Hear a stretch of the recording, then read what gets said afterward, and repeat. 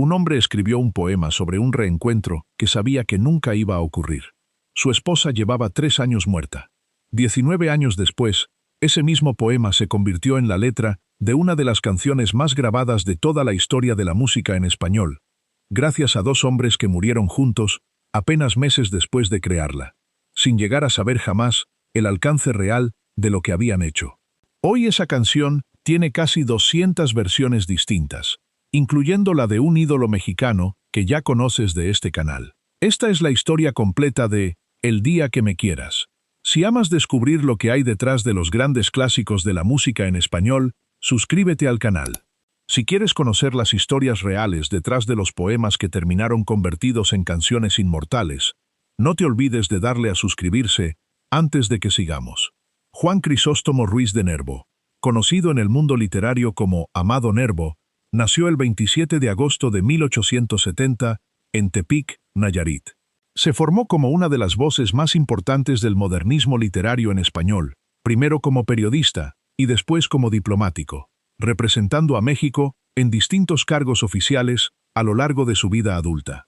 Su obra se divide, según distinguen la mayoría de los especialistas en su trabajo, en 2 grandes etapas.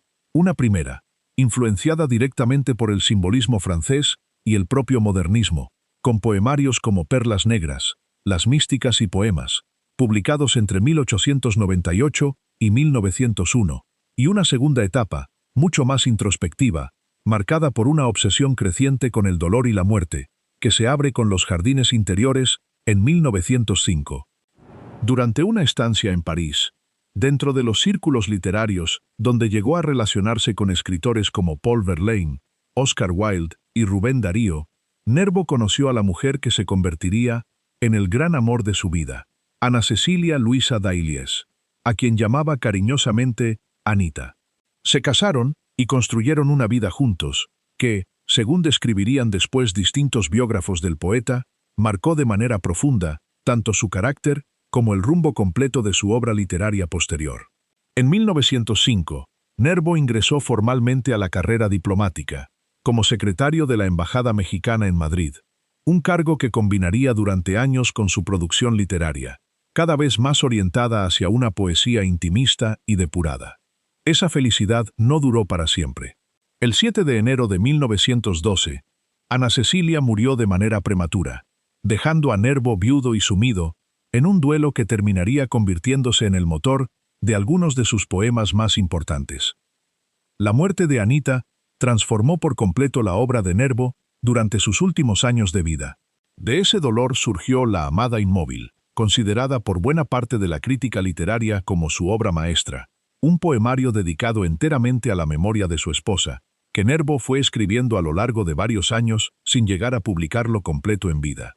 Uno de los poemas que integraría después ese mismo libro, Puella Mea, fechado en marzo de 1912, apenas semanas después de la muerte de Anita, ya anticipaba el tono desgarrador con el que Nervo abordaría, a partir de entonces, el resto de su producción poética dedicada a ella. Dentro de ese mismo periodo de duelo prolongado, Nervo escribió, en 1915, un poema que en ese momento no destacaba especialmente sobre el resto de su producción de esos años, pero que terminaría siendo, con el tiempo, el más trascendente de toda su obra, El día que me quieras. El poema, de apenas 30 versos en su forma completa, terminaría siendo mucho más breve en su versión más conocida. La canción que después surgiría de él tomaría, en realidad, solamente una fracción de esos versos originales, repitiendo algunos fragmentos para ajustarse a la estructura musical que necesitaba. Vale la pena detenerse en lo que significa ese título, escrito por un hombre que llevaba 3 años siendo viudo. Se trata de un poema construido enteramente en condicional, sobre una posibilidad que el propio autor sabía, mejor que nadie, que nunca iba a cumplirse de la manera en que la imaginaba, muy lejos de cualquier poema de amor convencional dedicado a celebrar una relación existente. El día que me quieras, repite el poema una y otra vez, como una hipótesis, no como una certeza. Nervo le escribía, en el fondo, a un reencuentro imposible con la mujer que ya no estaba. Antes de seguir, déjame decirte algo. Si esta historia te está atrapando tanto como a mí, mientras la investigaba, este es justo el momento de suscribirte. Si quieres que sigan llegando las historias reales detrás de los grandes clásicos de la música en español, no te vayas sin apretar ese botón. El día que me quieras no se publicó cuando Nervo lo escribió. Quedó guardado como parte de un libro que el poeta todavía estaba preparando en el momento de su muerte, El arquero divino. Nervo, que para entonces ejercía como ministro plenipotenciario de México en Argentina y Uruguay, murió en Montevideo el 24 de mayo de 1919, sin haber visto publicado ese poemario completo. El arquero divino se publicó de manera póstuma ese mismo año, 1919, junto a otros 2 libros que también quedaron pendientes al momento de su muerte. El estanque de los lotos y la propia La amada inmóvil, el poemario dedicado a Anita. México le rindió a Nervo un homenaje multitudinario tras su muerte. Su cuerpo fue trasladado desde Montevideo en un buque de guerra uruguayo, con escalas en distintos puertos de Sudamérica donde también se le rindieron honores, hasta llegar finalmente a México, donde sus restos fueron sepultados con honores en la Rotonda de las Personas Ilustres de la Ciudad de México, el mismo panteón reservado para las figuras más destacadas de la historia cultural y política del país. Durante 15 años, El día que me quieras permaneció como uno más entre los muchos poemas que integraban la obra completa de Amado Nervo, leído y apreciado dentro de los círculos literarios de habla hispana, pero sin ninguna proyección que lo distinguiera especialmente del resto de su producción poética. Eso estaba a punto de cambiar por completo. Del otro lado del continente, en un estudio de grabación de Nueva York. Para 1934, Carlos Gardel, el cantante de tangos más importante de toda la historia de la música argentina, se encontraba instalado en Nueva York, filmando una serie de películas musicales para la Paramount, junto al guionista y letrista Alfredo Lepera. Lepera, nacido en Sao Paulo en 1900, pero criado en Buenos Aires desde los 2 meses de edad, se había convertido en el letrista de confianza de Gardel desde 1932, cuando el propio periodista Edmundo Guiborg se lo recomendó al cantor para armar su equipo de trabajo en Francia, a donde Gardel se había mudado para trabajar con la Paramount en su filial europea antes de terminar instalándose en Estados Unidos. Juntos, Gardel y Lepera habían compuesto ya varios de los tangos más recordados de toda la carrera del cantante, entre ellos Volver, Por una cabeza y Cuesta abajo, consolidando una sociedad artística que, para mediados de los años 30, se había convertido en una de las más productivas de todo el cine musical hispanohablante filmado en Estados Unidos. Entre los distintos proyectos que Gardel y Lepera desarrollaron juntos en esos años, se encontraba una nueva película, que llevaría por título El día que me quieras, filmada en enero de 1935 en los estudios Kaufman Astoria de Queens, Nueva York. Para la canción central de esa película, Lepera necesitaba una letra que estuviera a la altura del título elegido, y en vez de escribirla completamente desde cero, decidió recurrir a un poema que ya existía, escrito casi 20 años antes por un poeta mexicano que para entonces ya llevaba década y media muerto. Lepera parafraseó el poema de Nervo para convertirlo en la letra de la nueva canción, conservando buena parte de la estructura y algunas líneas casi textuales del original. El día que me quieras tendrá más luz que junio, se convirtió en El día que me quieras, la rosa que engalana, aunque el resto de la letra terminó siendo completamente distinto al poema original. Este préstamo no se resolvió en silencio ni sin autorización. José Plaja, un español que trabajaba como profesor de inglés de Gardel durante su estancia en Nueva York, se encargó personalmente de gestionar el permiso directamente con la familia de Amado Nervo. Plaja no era una figura menor dentro del entorno de Gardel. Además de sus clases de inglés, se había convertido en una especie de hombre de confianza dentro del equipo que acompañaba al cantor en su etapa estadounidense, con acceso directo a las decisiones creativas y administrativas de cada producción. Años después, Plaja lo confirmaría con sus propias palabras, precisando que la letra de esa canción en particular no había sido enteramente de Lepera. Se había arreglado con la familia del poeta mexicano, que dio su autorización para que el poema se convirtiera en canción. Sobre la música, los créditos oficiales reconocen a Carlos Gardel como compositor. La canción se grabó el 19 de marzo de 1935 en Nueva York, bajo el sello RCA Victor, como tema principal de la película homónima. Vale la pena aclarar aquí una pequeña discrepancia que aparece entre distintas fuentes. Algunos registros, entre ellos la versión en inglés de Wikipedia, sitúan esta grabación en 1934. Pero la cronología de la propia producción, la película se filmó en enero de 1935 y se estrenó en julio de ese mismo año. Hace mucho más consistente la fecha de marzo de 1935, la misma que reportan la Wikipedia en español y la mayoría de las fuentes especializadas en la obra de Gardel. La película en sí misma contaba una trama que, vista en retrospectiva, guarda cierto eco con la propia vida de Gardel. La historia de un hijo de familia acomodada que desafía a su padre para casarse con una actriz, enfrenta el desprecio familiar, enviuda, y termina dedicándose a cantar junto a su propia hija para sobrevivir.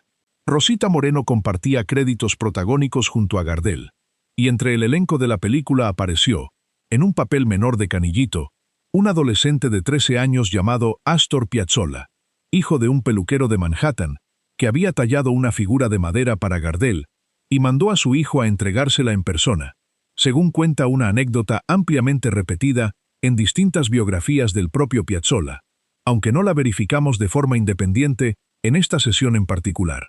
El cantor, al escucharlo tocar el bandoneón, le habría dejado una frase que Piazzolla repetiría el resto de su vida sobre su propio estilo, junto a un pronóstico bastante más generoso sobre el futuro que le esperaba dentro de la música. Ese encuentro casual, ocurrido meses antes del rodaje, terminaría siendo, con el paso de las décadas, una de las anécdotas más contadas sobre los inicios del propio Piazzolla, mucho antes de que se convirtiera en el gran renovador del tango del siglo XX. Para esta producción, además, el equipo de filmación decidió abandonar la práctica habitual de doblar las voces en postproducción y registró a Gardel cantando en vivo durante el propio rodaje. Una decisión técnica que le dio a la película una autenticidad sonora poco común para el cine musical de esa época, en un momento en el que la mayoría de las producciones hispanohablantes filmadas en Estados Unidos todavía dependían casi por completo del doblaje posterior para las escenas cantadas. Gardel consideraba esa película, y esa canción en particular, como la cumbre de todo su trabajo cinematográfico. Apenas 4 días antes de su muerte, en una carta que envió a su representante, escribió que todavía pensaba que esa era su mejor obra dentro del cine, y que con esas canciones habían superado todo lo hecho anteriormente. No tenía manera de saber lo profética que resultaría esa frase, ni cuánto tiempo más iba a tener para disfrutar del éxito que esa película y esa canción estaban a punto de generar. El 24 de junio de 1935, apenas semanas después de haber terminado la grabación y el rodaje de El día que me quieras, Carlos Gardel y Alfredo Lepera murieron juntos en un accidente aéreo en Medellín, Colombia, durante una gira que los llevaba por distintos países de Latinoamérica: Puerto Rico, Venezuela, Aruba, Curazao, Colombia, Panamá, Cuba y México, en un itinerario que había comenzado apenas un par de meses antes, a fines de marzo, cuando Gardel zarpó de Nueva York en el yate Coamo junto a Lepera, sus guitarristas Guillermo Barbieri, Ángel Domingo Riverol y José María Aguilar, su secretario José Corpas Moreno y su profesor de inglés José Plaja. El avión en el que viajaban, que debía llevarlos de Medellín a Cali para continuar la gira, chocó contra otra aeronave en la pista antes de despegar, provocando un incendio que acabó con la vida de la mayoría de los pasajeros de ambos aviones, incluidos varios de los guitarristas y colaboradores más cercanos de Gardel. Entre los pocos sobrevivientes de ese accidente se encontraba, precisamente, José Plaja, el mismo hombre que meses antes había gestionado con la familia de Amado Nervo el permiso para convertir su poema en canción. Plaja quedó gravemente herido, pero sobrevivió, y con el paso de los años se convirtió en una de las voces que ayudó a documentar, con testimonio directo, los detalles de la producción de esa última etapa de la carrera de Gardel, incluida la historia detrás del origen de la letra de esta canción en particular. Ni Gardel ni Lepera llegaron a ver el estreno de la película que consideraban su mejor trabajo. El día que me quieras se estrenó en La Habana el 5 de julio de 1935, apenas 11 días después de la muerte de ambos, seguido de estrenos en Puerto Rico y Uruguay el 11 de julio, y finalmente en Nueva York el 23 de agosto de ese mismo año. Lo que ocurrió después cambió por completo el destino de esa canción. La muerte de Gardel, ocurrida en la cima absoluta de su carrera, y apenas semanas después de completar lo que él mismo consideraba su obra más lograda, magnificó de manera instantánea la recepción de todo su trabajo final. El día que me quieras dejó de ser simplemente el tema principal de una película más. Se convirtió, casi de inmediato, en una especie de testamento artístico, la última gran canción de un ídolo que ya no podía cantar nada más. El propio funeral de Gardel, celebrado primero en Nueva York y después, de manera multitudinaria, en Buenos Aires, se convirtió en uno de los episodios de duelo colectivo más grandes que había vivido hasta entonces el mundo hispanohablante, con multitudes que se congregaron a lo largo de todo el recorrido del cortejo fúnebre. Esa dimensión de duelo nacional, sumada al hecho de que la última gran canción del cantante hablaba, precisamente, de un amor que existía solo en la imaginación de quien lo cantaba, terminó de fusionar, en la memoria colectiva, la propia biografía de Gardel con el contenido emocional de la canción, algo que muy pocas piezas musicales logran de manera tan directa. Con el paso de las décadas, la canción se ganó un lugar entre los estándares más importantes de toda la música en español. En 2023, habría sido incorporada al Salón de la Fama de los Grammy, la misma distinción que en ese mismo año reconoció también grabaciones de artistas como Paul McCartney, Bob Dylan y Elton John. Un reconocimiento que la Academia de Grabación otorga a piezas destacadas por su importancia cultural e histórica.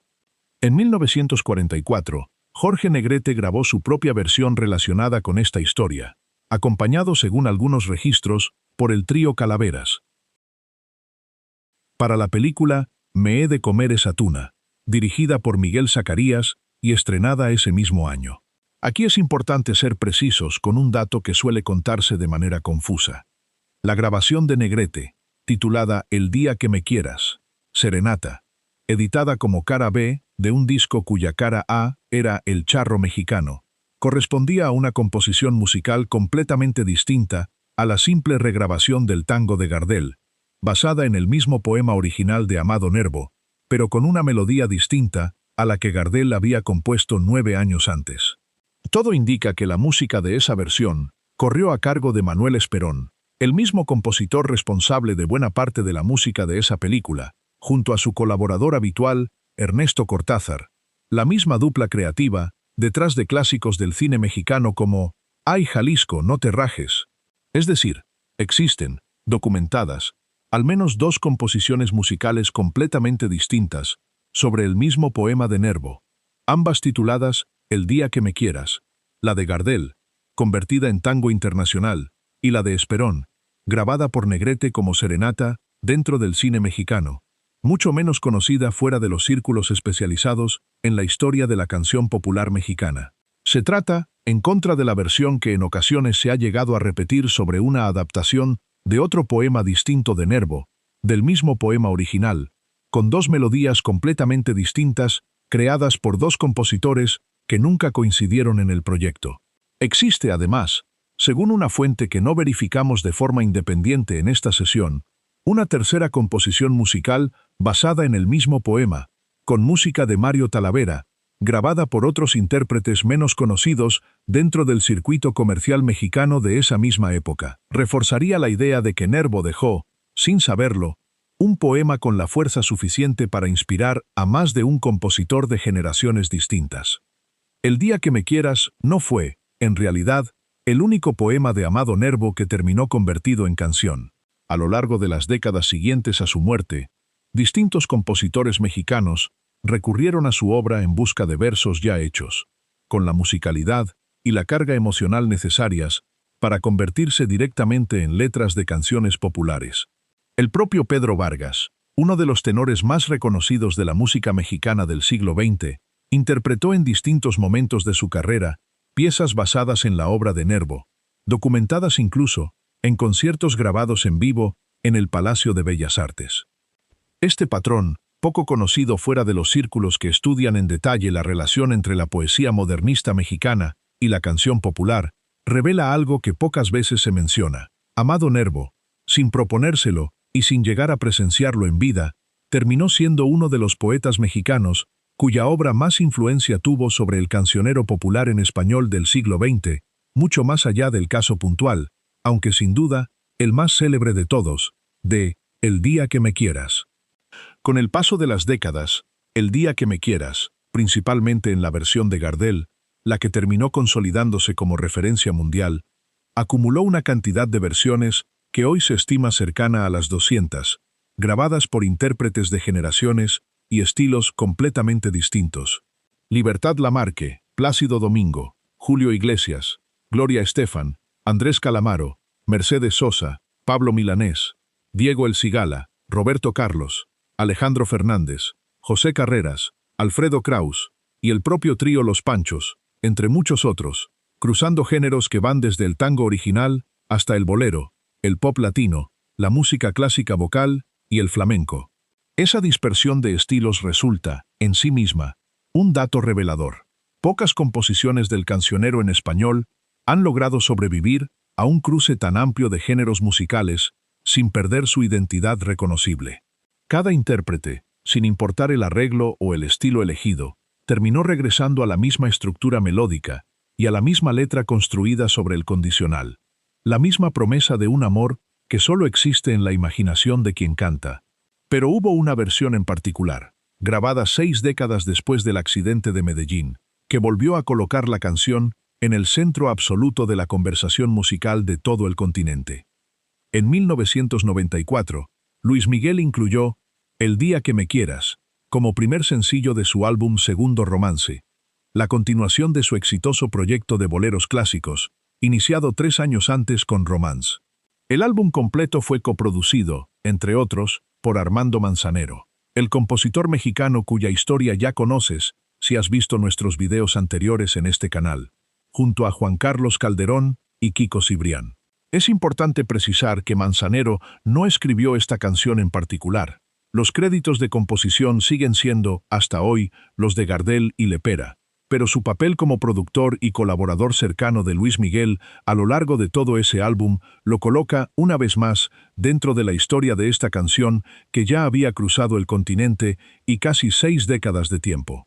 El sencillo se lanzó el 5 de agosto de 1994 y llegó al número 1 de la lista Billboard Hot Latin Songs en Estados Unidos, el 17 de septiembre de ese mismo año, manteniéndose en esa posición durante 5 semanas completas. El videoclip, dirigido por Kiko Guerrero, se filmó en el Palacio de Bellas Artes de la Ciudad de México, el mismo recinto que este canal ya ha mencionado en más de una ocasión como escenario central de la cultura mexicana, acompañado por una orquesta de más de 30 músicos. El álbum completo, Segundo Romance, terminaría vendiendo más de 4,5 millones de copias, con certificación de disco de platino en Estados Unidos, y ganando el Grammy a Mejor Álbum Pop Latino. Con todo lo reconstruido a lo largo de este recorrido, el origen completo de El día que me quieras queda mucho más claro que la versión resumida que suele circular. Un poeta viudo escribió, en 1915, un poema sobre un reencuentro que sabía imposible, 3 años después de perder al amor de su vida. Ese poema quedó guardado durante 4 años más, hasta que se publicó de manera póstuma, el mismo año en que su propio autor murió sin haberlo visto impreso. 19 años después de escrito, un letrista argentino lo convirtió, con permiso expreso de la familia del poeta, en la letra de una canción que terminaría siendo la más importante de la carrera de Carlos Gardel. Ni Gardel ni Alfredo Lepera llegaron a presenciar el estreno de esa película, ni a medir el alcance real de lo que habían creado juntos. Murieron los dos en el mismo accidente aéreo, apenas semanas después de terminar el proyecto que Gardel consideraba su obra más lograda. El hombre que había gestionado el permiso original con la familia de Nervo, José Plaja, sobrevivió a ese mismo accidente, y se convirtió, sin buscarlo, en el testigo que años después ayudaría a documentar el origen exacto de esta historia. La canción, magnificada por la tragedia que la rodeó desde su misma génesis, siguió creciendo durante 9 décadas. Una versión mexicana distinta, grabada por Jorge Negrete en 1944. Casi 200 versiones adicionales, grabadas por artistas de todo el mundo hispanohablante, una inducción al Salón de la Fama de los Grammy, y un regreso triunfal en la voz de Luis Miguel en 1994, con la firma de producción de Armando Manzanero, otro de los nombres que ya conoces si has seguido las historias de este canal. Tres personas distintas, en tres momentos completamente separados de la historia, tuvieron que ver con esta canción sin llegar jamás a conocer su desenlace completo. Nervo murió sin ver publicado el libro que contenía su poema. Gardel y Lepera murieron sin ver el estreno de la película ni la magnitud del éxito que estaban a punto de generar. Y solamente José Plaja, el hombre que había gestionado el permiso original, sobrevivió lo suficiente para contar, con su propia voz, cómo había nacido realmente esta historia. Un poema escrito para una mujer que ya no podía escucharlo, terminó siendo escuchado, con el tiempo, por generaciones enteras que ni siquiera conocían el nombre de Amado Nervo. Ese es, en el fondo, el verdadero recorrido de esta historia. El de un dolor privado, convertido primero en poesía, después en tango, y finalmente en uno de los patrimonios musicales más compartidos de toda la lengua española. Si esta historia te dejó pensando en cómo un dolor privado puede terminar convertido en patrimonio de todos, suscríbete al canal ahora mismo. Y si quieres que sigamos rescatando las historias reales detrás de los grandes clásicos de la música en español, no te olvides de darle like y suscribirte antes de irte, porque la próxima crónica ya está en camino.